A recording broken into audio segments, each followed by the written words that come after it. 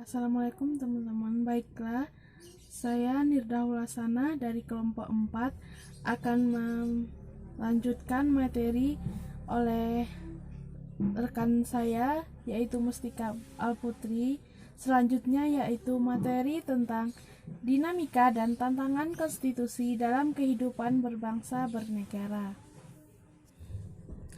Konstitusi dalam kekuasaan berfungsi sebagai konstitusionalisme, tetapi di pihak lain memberikan legitimasi terhadap kekuasaan pemerintahan.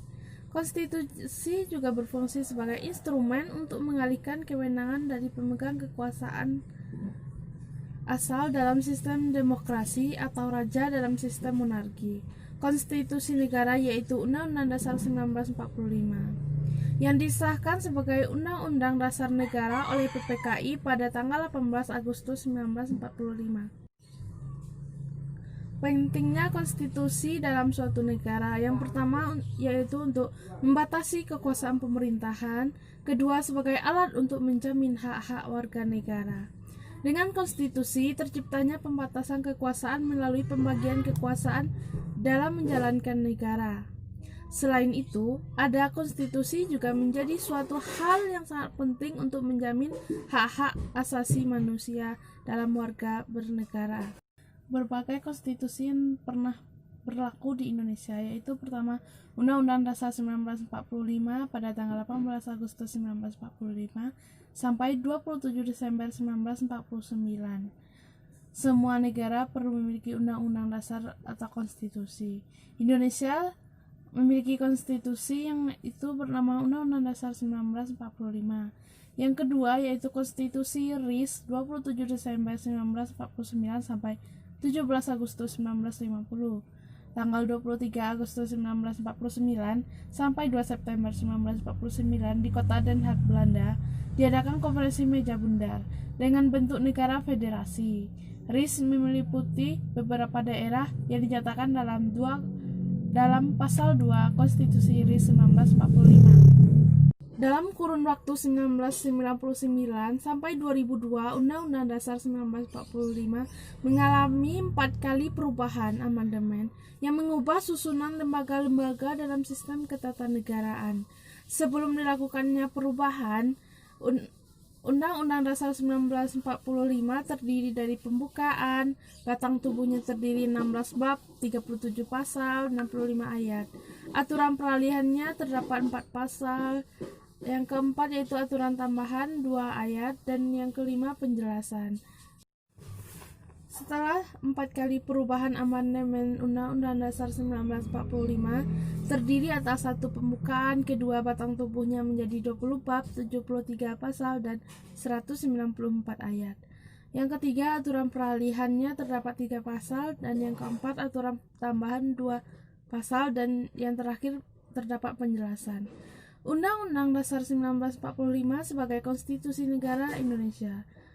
Dalam ketatanegaraan Republik Konstitusi atau Undang-Undang Dasar dapat diartikan peraturan dasar dan yang membuat ketentuan-ketentuan pokok dan menjadi satu sumber perundang-undangan. Konstitusi adalah keseluruhan peraturan baik yang tertulis maupun tidak tertulis yang mengatur secara mengikat. Yang selanjutnya yaitu perubahan konstitusi Undang-Undang Dasar. Yang pertama secara revolusi. Pemerintah baru terbentuk sebagai hasil revolusi ini yang kadang-kadang membuat sesuatu undang-undang dasar yang kemudian mendapatkan persetujuan rakyat. Yang kedua secara evolusi. Undang-undang dasar atau konstitusi berubah secara berangsur-angsur yang dapat menimbulkan suatu undang-undang dasar.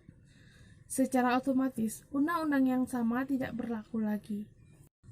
Selanjutnya yaitu keterkaitan antara dasar negara dengan konstitusi, yaitu nampaknya pada gagasan dasar dan cita-cita tujuan negara yang bertuang dalam pembukaan undang-undang dasar suatu negara.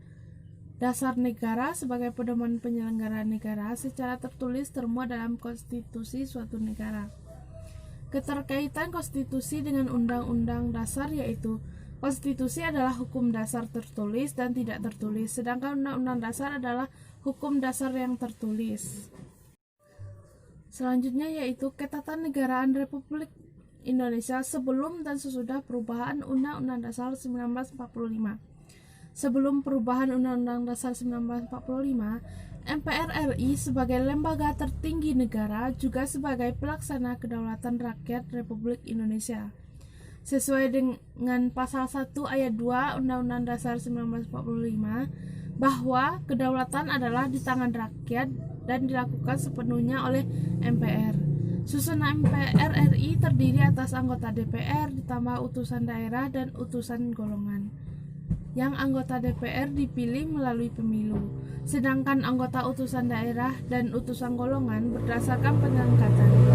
Tugas dan kewenangan MPR RI menurut pasal 3 Undang-Undang Dasar 1945 adalah menetapkan Undang-Undang Dasar dan garis besar haluan negara. MPR RI sesudah perubahan Undang-Undang Dasar 1945 yaitu anggota DPR dan Dewan Perwakilan Daerah DPD yang semuanya direkrut melalui pemilu.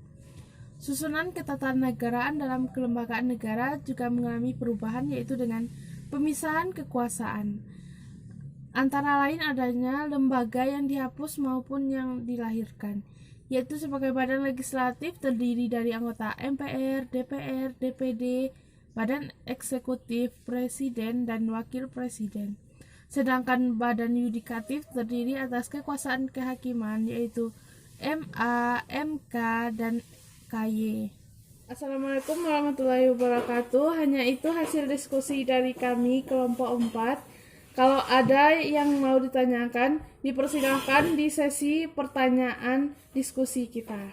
Assalamualaikum warahmatullahi wabarakatuh.